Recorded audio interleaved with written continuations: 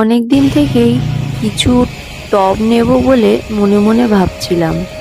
তাই জন্য সেই দিন দীপের অফিস ছুটি হওয়াতে ওকে নিয়ে আমাদের এখানেই ব্যান্ডেলের একটা দোকানে চলে গেছিলাম, যেখানে টব, হাঁড়ি, ঘট আর বিভিন্ন মাটির জিনিস তৈরি হয়।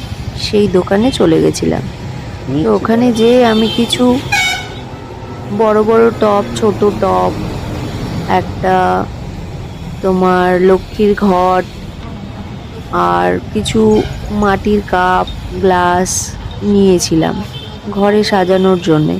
আর এইগুলো তো এত সুন্দর ছিল, মানে আমি প্রত্যেকটা জিনিস দেখছিলাম কি সুন্দর করে বানিয়েছে।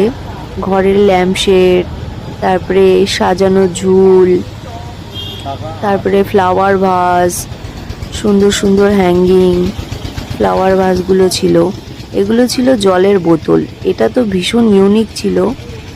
এর ভেতরে তুমি জল ভরে রাখতে পারবে গরমের দিনে, আর সেই জল ঠান্ডাই থাকবে। তাই জন্য আমি এখন কিন্তু সাধারণত এই মাটির জিনিস আর দেখা যায় না। তো আমি যেই দোকানটাতে এসেছি এটাতে অনেক সুন্দর সুন্দর মাটির জিনিস রয়েছে, আর সবই ইউনিক ধরনের। দেখো কত কালার করা সুন্দর সুন্দর জিনিস রয়েছে। আগেকার দিনে মাটির জিনিস ছাড়া মানে আর কিছু পাওয়াই যেত না। আর যত দিন উন্নত হয়েছে এই জিনিসগুলো সব লুপ্ত হয়ে গেছে।